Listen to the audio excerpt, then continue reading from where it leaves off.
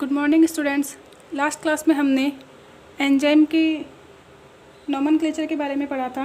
अब इस क्लास में हम एंजाइम के क्लासिफिकेशन के बारे में पढ़ेंगे। जो एंजाइम का क्लासिफिकेशन है वो IUB के द्वारा किया गया। IUB क्या है? International union of biochemistry.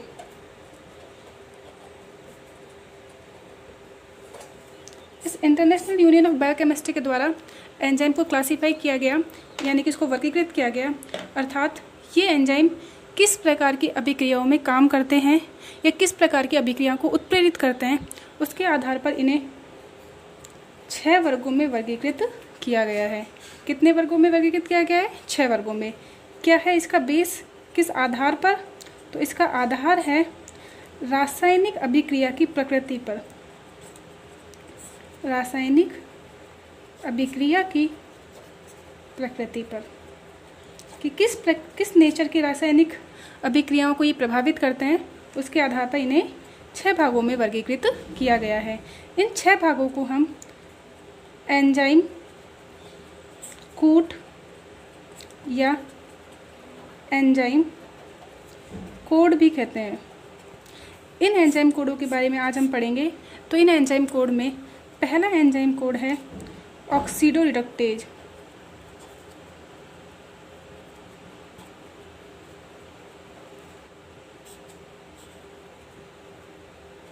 पहला है ऑक्सीडोरिडक्टेज। देखिए नाम से ही स्पष्ट है, इस प्रकार के एंजाइम ऑक्सीडेशन और रिडक्शन इस प्रकार की अभिक्रियाओं में प्रभावित होते हैं। ऑक्सीडेशन यानी कि ऑक्सीकरण एवं रिडक्शन यानी कि अपचयन, वे सभी एंजाइम जो कि ऑक्सीकरण और अपचयन की अभिक्रियाओं को प्रभावित करते हैं वो ऑक्सीडोरिडक्टेज कहलाते हैं। और हमें पता है यदि आप किसी रासायनिक क्रियाकारक में H+ को जोड़ते हैं तो उसका अपचयन हो जाता है, जबकि यदि आप H+ को पृथक करते हैं तो उसका ऑक्सीकरण हो जाता है। इसका एग्जाम्पल है साइटोक्रोम ऑक्सीडेज। साइटोक्रोम ऑक्सीडेज, यह साइटोक्रोम ऑक्सीडेज एंजाइम साइटोक्रोम का ऑक्सीडेशन अर्थात ऑक्सीकरण करने का काम करता है। इस वर्ग में सेकेंड एंजाइम जिसके बारे में हम पढ़ेंगे वो एंजाइम है ट्रांसफरेज। उस एंजाइम समूह का नाम है ट्रांसफरेज। यह ट्रांसफरेज एंजाइम समूह ट्रांसफ़र करने का अर्थात समूह के स्थानांतरण करने का कार्य करता है।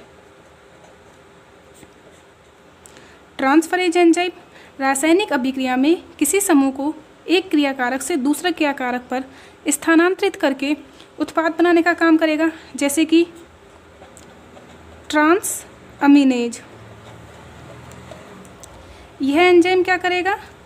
ट्रांस अमीनेज यानी कि एमिनो समूह का ट्रांसफ़र करने का काम करेगा। सेकंड इसी का ही एग्जाम्पल है हेक्सोकाइनेज।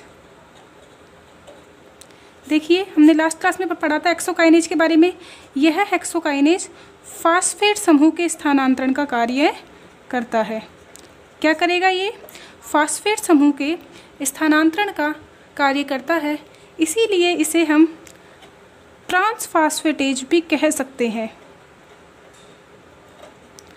अतः इसे हम ट्रांसफास्फेटेज भी कह सकते हैं। तो पहला हमने पढ़ा ऑक्सीडोरिडक्टेज, सेकंड पढ़ा हमने ट्रांसफरेज। इसी में हमारे पास थर्ड समूह है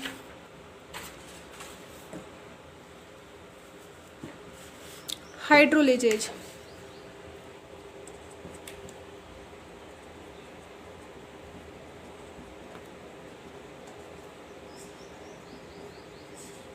तीसरा समूह कौन सा है एंजाइम का?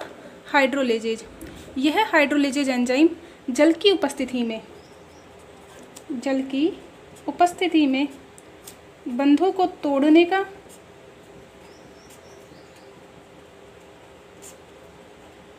या जोड़ने का कार्य करता है। क्या करेगा ये समूह?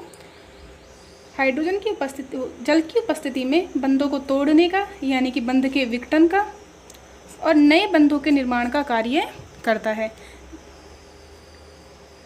इसका एग्जाम्पल है कार्बोहाइड्रेट,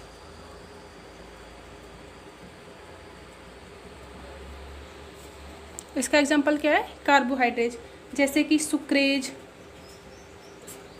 माल्टेज, लैक्टेज, ये सारे कार्बोहाइड्रेट्स के एग्जाम्पल है। जैसे इसमें हम देखें ग्लूकोज और ग्लूकोज, ग्लूकोज 6 कार्बन की शर्करा, सेकंड ग्लूकोज 6 कार्बन की शर्करा, इसको ये आपका एक सैकेराइड, मोनोसैकेराइड, ये भी मोनोसैकेराइड।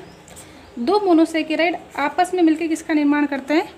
डाइसैकेराइड का।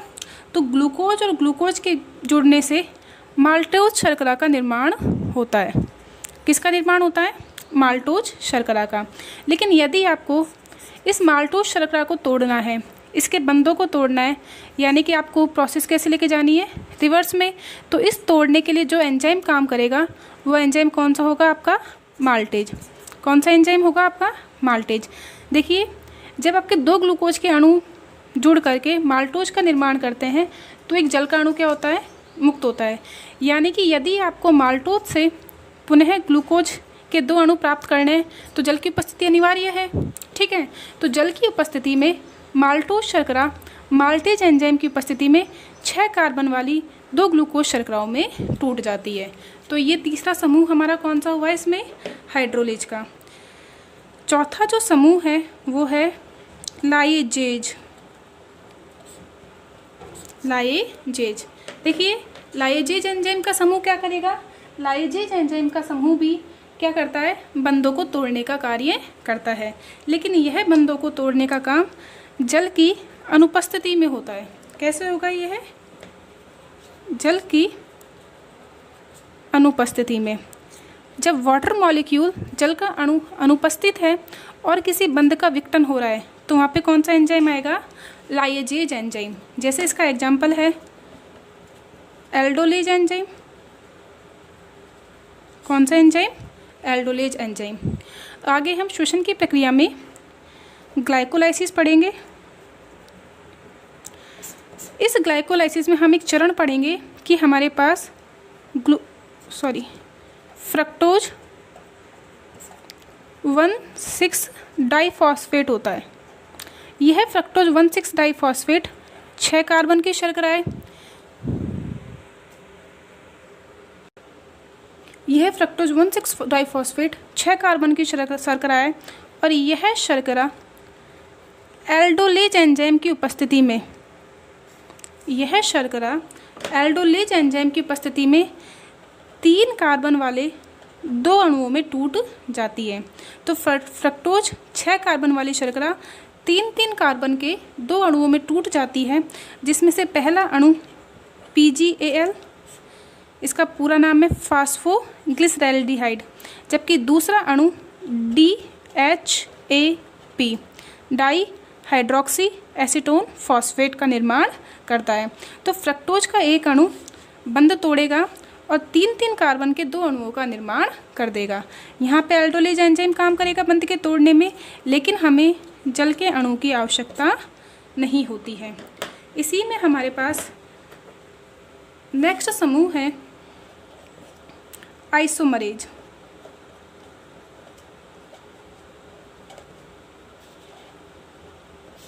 एंजाइम का अगला समूह है हमारे पास आइसोमरेज। देखिए आइसोमरेज, जो आइसोमरेज वर्ड है ये बना है हमारा आइसोमर से। किससे? आइसोमर। और आइसोमर होते हैं समावयव।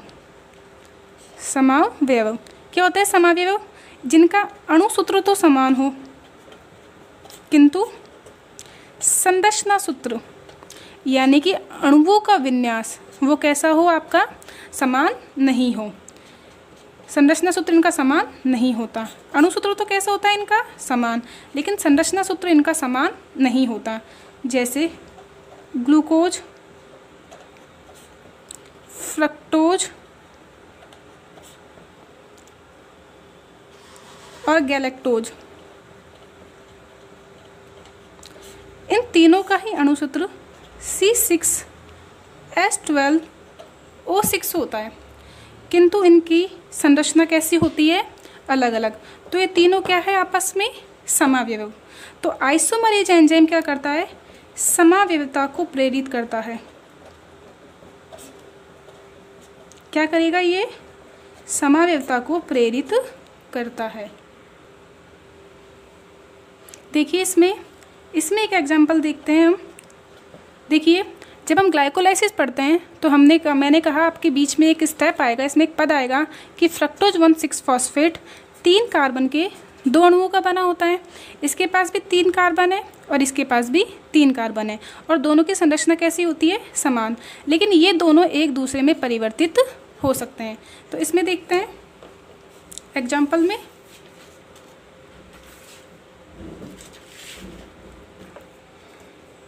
देखिए DHAP 3 कार्बन वाला और PGAL ये भी कितने कार्बन का, 3 कार्बन का। डाईहाइड्रोक्सी एसीटोन फॉस्फेट और फॉस्फोग्लिसरैल्डिहाइड दोनों ही कितने कितने कार्बन के हैं, ये 3-3 कार्बन के। तो यह DHAP 3 कार्बन वाला क्रियाधार आइसोमरेज एंजाइम की उपस्थिति में अपने समावयवी PGAL में परिवर्तित हो जाता है। तो हमने पढ़ा अभी आइसोमरेज एंजाइम।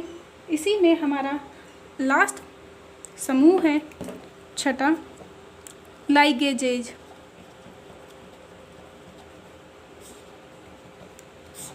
लाइगेजेज देखिए एंजाइम का यह समूह बंधों के तोड़ने का काम करता है।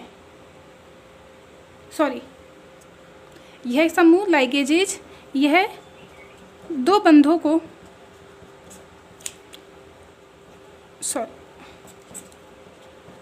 2 क्रियाकारकों को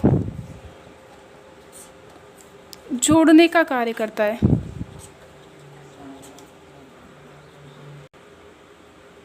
दो क्रियाकारकों को जोड़ने का कार्य करता है।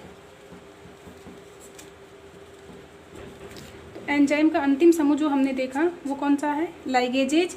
यह भी क्या करता है, आपके 2 समूहों के बीच में बंध का निर्माण का, यानी कि बंध निर्मित करने का कार्य करता है,